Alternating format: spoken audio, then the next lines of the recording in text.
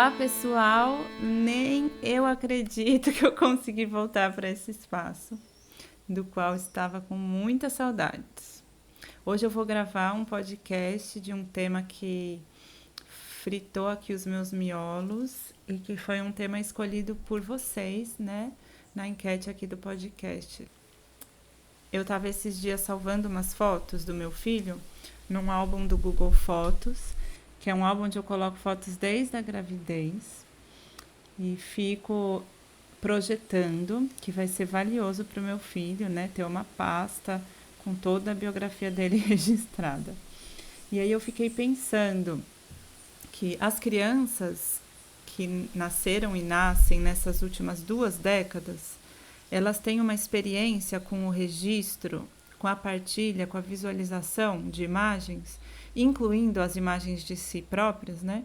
Radicalmente diferente do que as gerações anteriores tiveram, incluindo nós, mães e pais dessas crianças. Então, nós nunca alcançaremos o que é a experiência de nascer num mundo com a tecnologia digital e o registro de imagens tão acessível, porque a gente não viveu isso. Não é só acessível, mas é posto como um hábito, para não dizer um vício, central para uma parcela significativa da população. Em relação a esse tema da tecnologia, é claro, estudado que a gente vive uma grande revolução. E como toda grande revolução, né, nós já tivemos outras na história, como foi a Revolução Industrial, como toda revolução, cria-se diante de nós uma grande incógnita de futuro. A gente se desdobra com a nossa capacidade mental de projeção de cenários e de suposições, mas, na verdade, nós não sabemos bem os efeitos das tecnologias que vivemos e consumimos, especialmente no desenvolvimento dos nossos filhos. E é com ar de incógnita, um pouco de medo, um pouco de curiosidade, às vezes pessimismo, às vezes otimismo, que eu encaro essa relação das crianças atuais com as fotos e com a autoimagem. Percebam, esse é um assunto muito sério. Não é só sobre postar fotos bonitinhas no Instagram ou fazer um álbum de Google Fotos para o seu filho ver quando ele crescer. Não é sobre isso. A criação de uma identidade, da percepção de si mesmo, é também um processo social. Nós só nos percebemos como indivíduo na interação com o outro. E a percepção e as imagens que são narradas sobre nós mesmos têm forte influência na forma como nos percebemos e nos construímos e nos constituímos, especialmente na infância. Então, porque é sério no âmbito da constituição de identidade de nossos filhos e filhas que eu acho que vale a reflexão.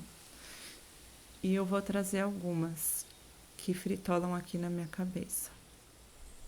Eu vou dividir a reflexão inicial em 2 relações com a imagem, a relação do registro e a relação do uso, da partilha, né? Podemos dizer assim. Em relação ao registro, o que eu observo? Que as crianças pequeninas, incluindo os bebês, têm tido uma experiência de viver situações da realidade comumente mediada por um adulto com um objeto na mão. Um adulto preocupado em registrar a experiência e que, pelos seus gestos, demonstra algumas vezes que o registro da experiência é mais importante do que a vivência da experiência. Repare, eu não estou fazendo um julgamento, eu estou narrando uma observação, porque a criança pequenininha, ela aprende por imitação dos gestos, né? Por observação, por apreensão dessa realidade. Então, enquanto um adulto está ali brincando de mangueira, mas está bastante preocupado em segurar o celular para filmar a criança dando risada com a mangueira, ele comunica algo a essa criança. É disso que eu estou falando. E desde que o bebê nasce, desde que nasce mesmo, no parto, inclusive, entre o olhar de um bebê e o adulto que o olha, muitas vezes tem um celular apontando para a cara do bebê. Isso é muito comum para essas crianças e nós não temos dentro de nós referência desse repertório imagético, porque existe a fotografia na nossa época, mas não era assim, né? Não nessa dimensão, onde a criança, o bebê está interagindo com o adulto e o adulto que interage também filma, também fotografa, né? E aí eu ponho a pergunta: que mensagem estamos passando e que mensagem as crianças estão capturando de forma inconsciente ainda, porque eu estou falando das crianças pequeninas, sobre essa relação entre viver a experiência e registrar a experiência, sobre essa diferenciação entre viver e registrar. Eu realmente estou pondo como pergunta, porque nós precisamos conviver com a dúvida em relação a isso de forma bem sincera, para que a gente possa achar uma maneira intuitiva, sadia de se relacionar com isso. Eu morro de vontade de dar sugestões. Tem várias aqui na minha ponta da língua de como melhorar essa relação com a foto tirada, né? Como morro de vontade de celebrar que a gente tem a chance de registrar e de sugerir como organizar melhor essa bagunça. Mas eu não vou fazer. Eu realmente quero que esse podcast a gente conviva com as perguntas em cada espaço família, né? Daí, vou pular do tema do registro para o tema da partilha, do uso da imagem. E vamos respirar fundo, porque é um tema polêmico e às vezes um pouco dolorido. Existe um termo, inclusive, hoje em dia, não sei se vocês conhecem, que chama sharenting, que é um tema que é usado até na academia para estudar esse tema, que mistura duas palavras, parenting e share, em inglês, né? Parenting seria parentalidade e share seria partilha. Então, sharenting seria esse hábito de partilha social das imagens e das narrativas dos filhos. Num dos mais importantes artigos acadêmicos sobre privacidade infantil, os autores, eu vou arriscar falar o nome aqui, mas eu não sei corretamente a pronúncia, Benjamin Shmuley e Ayelet Blecher-Brigatti, eles afirmam que essa geração de crianças é a geração mais observada da história, pela exposição social virtual que é feita, né, dessas crianças.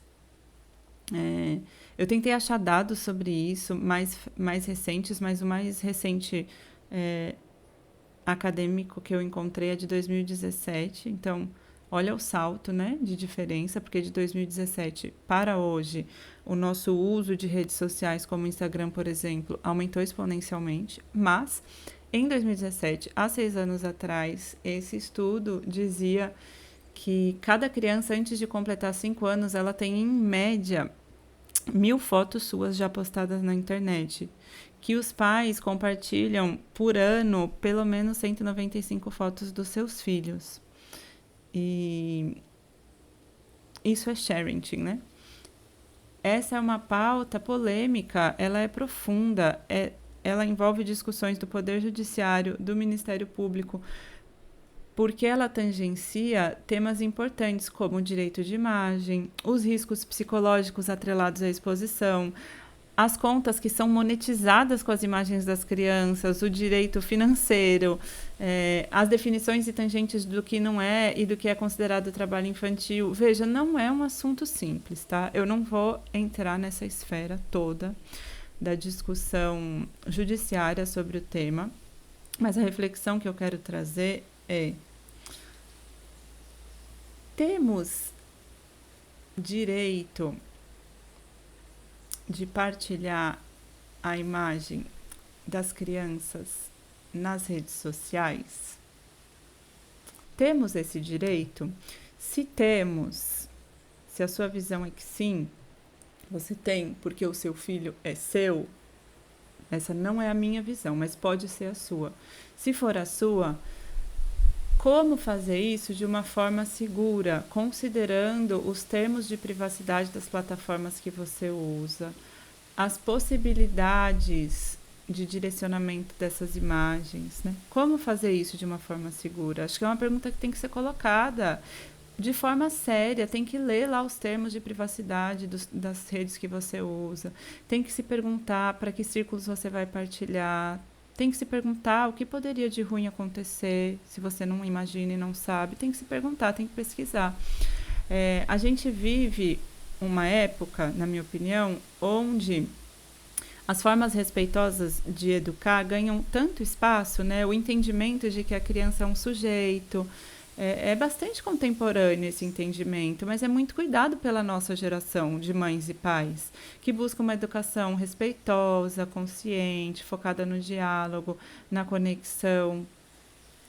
E eu me pergunto por que a gente não aplica essa lógica na internet também e na partilha, sabe, de coisas sobre as crianças. Muitos profissionais, inclusive que trabalham com esse tema da parentalidade, da educação, expõem cenas sensíveis dos seus filhos. Um conflito, um choro, uma birra, uma exposição dos corpos. Gente, eu não tenho coragem. Eu não faço isso com nenhuma outra pessoa. Eu não pego nenhuma outra pessoa e fico fazendo registros e postando imagens e expondo cenas onde aquela pessoa está se sentindo emocionalmente desafiada. Isso soaria bizarro. Pensa você fazendo isso com outro adulto? E por que a gente faz com as crianças? Por que a gente faz isso com as crianças? Sem consentimento. A internet é um buraco negro. É muito fácil de colocar conteúdo, mas é praticamente impossível de limpar. Essas crianças crescerão com milhares de conteúdos seus expostos publicamente. Isso pode ter efeito não só nas percepções que elas terão de si mesmas, que é fato que tem, né? Mas também nas suas interações pessoais, profissionais, futuras, nós nem conseguimos imaginar. E sabe o que é mais sensível em relação a isso? Isso terá efeito em todos esses âmbitos sem que elas tivessem absolutamente nenhuma escolha sobre isso. Não estou falando para pedir consentimento para criança pequena, gente, só um parênteses, mas assim, justamente por ela não ter ainda a capacidade de consentir sobre a própria imagem é que nós devemos protegê-la, né? Nesse estudo que eu comentei, de 2017, ele foi feito no Reino Unido, se afirma, inclusive, que 40% dos adolescentes, né, quando já questionados um pouco mais velhos, afirmam que os pais já postaram fotos constrangedoras para eles na internet. 40%, há 6 anos atrás. Desculpa, nesse tema da partilha eu não consegui, como vocês podem ver nesse podcast, ser isenta, como eu consegui ser no tema do registro. Eu não quero negligenciar a necessidade social também dos adultos, mães e pais, que abdicam tanto da vida social nessa fase, né, dos filhos. E tem os filhos como tema central das suas vidas e tem uma necessidade concreta de partilha, de diálogo com outros adultos, de mostrar o que está acontecendo. Compartilhar gera trocas, gera conversas, gera senso de pertencimento. Não estou negligenciando isso. A gente pode legitimar essa necessidade e encontrar formas conscientes e responsáveis de fazer isso. Gente, é um tema nosso, como educar nossos filhos para um uso seguro da internet e das redes sociais. Se ainda não é porque o seu filho é pequeno, vai ser. A gente vai se preocupar, né? Como é que ele está lá, o que ele está partilhando de si mesmo, quem ele está se deixando conversar. Qual é o melhor jeito de educar sobre isso? É com exemplo. É com exemplo. Exemplo de qual a sua responsabilidade ao usar, ao postar. Se ele já tem idade suficiente, conversando e pedindo consentimento mesmo aos mais velhos. É uma forma de trazer o assunto à tona e mostrar que eles deveriam também se preocupar com isso. Com o que eles postam, com a autorização das pessoas sobre as suas imagens. Eu comentei, né? Se vocês forem ler as políticas de privacidade das redes sociais, é igual bula de remédio, né? Você lê uma bula de remédio, você não quer tomar mais nenhum remédio. você não vai querer mais ficar nas redes sociais. Não é o meu objetivo. Eu também faço uso dessas ferramentas e vejo muitas vantagens. O meu objetivo é trazer reflexão, pensamento e ação consciente sobre o uso da imagem das crianças que ainda não respondem por si mesmas. Se a gente quer proteger e valorizar a infância, é nosso papel, enquanto adultas e adultos, nos responsabilizarmos pelo uso responsável das redes, especialmente pelo uso, não vou nem falar uso, pela responsabilidade sobre a imagem das nossas crianças. Gente, perdi total o tom aqui, que era o meu objetivo, mas é isso, vamos ser verdadeira, né, no podcast. E eu me movimentei, eu me provoquei para também não ficar na ladainha da reclamação, né? Gente, a gente vive no século XXI, a tecnologia tá aí, eu fico com esse celular também o tempo todo, gosto das redes, então assim, não vamos ficar só reclamando, eu me movimentei, falei, não, vai, tem que tirar uma limonada desse negócio, deve ter alguma coisa boa para as crianças. Eu não acho as telas e as redes sociais um ambiente saudável para nenhum ser em desenvolvimento, ponto. Mas, olha o que eu achei de bom na minha reflexão. Sabe o que eu acho legal? Que a nossa vivência agora com esse registro mais fácil das imagens, ele vai possibilitar uma narrativa, uma memória social e histórica de uma infância mais real versus uma infância construída, que foram os registros passados. Porque talvez nem tanto na nossa geração, na nossa um pouco, mas na dos nossos pais, né, dos avós, dos nossos filhos, muito, era tão inacessível tirar uma foto que era um evento o dia de tirar foto ou fotógrafo. Então se vestia as crianças com as melhores roupas, se colocava um ao lado do outro, aquelas escadinhas, cabelo penteado, sapatinho brilhante, segurando uma flor. Então tinha uma infância posada, né? E tinha-se muito pouco fotos cotidianas, a criança cozinhando com a mãe, a criança suja de lama, a família brincando junto, de bola na sala, um passeio na praia. E agora não. E eu acho que isso é realmente muito rico, não só do ponto de vista individual, né, de retrospectiva da sua vida, mas também do ponto de vista histórico, de realmente se ter um registro de uma infância real. Outro ponto positivo que eu vejo é que a gente hoje, inclusive, tem acesso à realidade pelos olhos das crianças, né? E isso realmente era praticamente inacessível antes. Hoje não, as crianças têm acesso às suas câmeras ou ao celular emprestado da mamãe para ela mesma tirar foto. E eu acho isso tão legal ver o que uma criança escolhe registrar da realidade, o ângulo, o olhar. E a gente tem trabalhos artísticos inteiros sobre isso, né? Exposições, livros.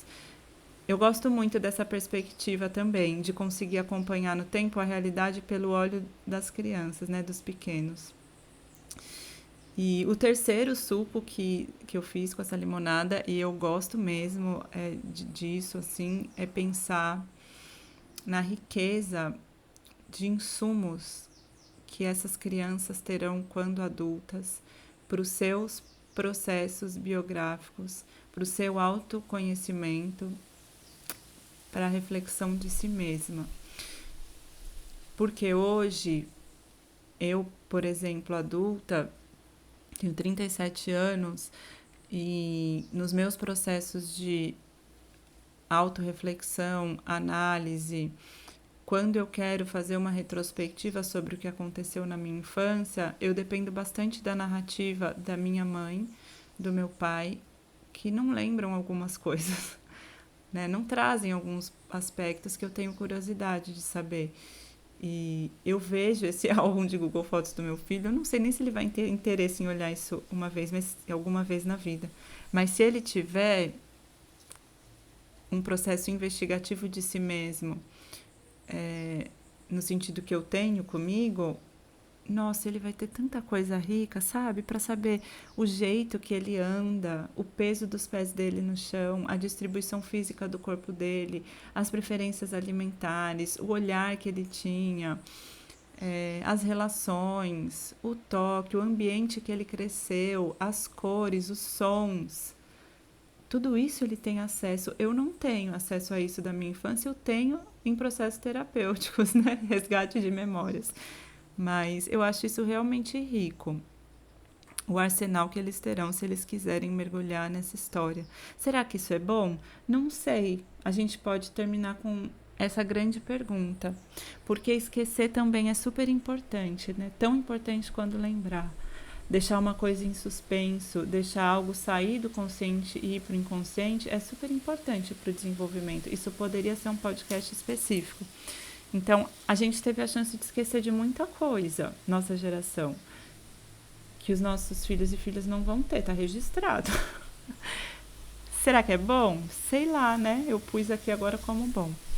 Gente, é isso. Um podcast cheio de perguntas, bastante parcialidade, uma tentativa imparcial no começo e o desafio de viver nessa época. A gente tem que se colocar desafiado mesmo. Não pode entrar em conformidade, tem que se colocar reflexivo e aprendendo, né? É assim que acontece quando a gente vive numa época que é uma revolução, um meio do furacão. Um abraço.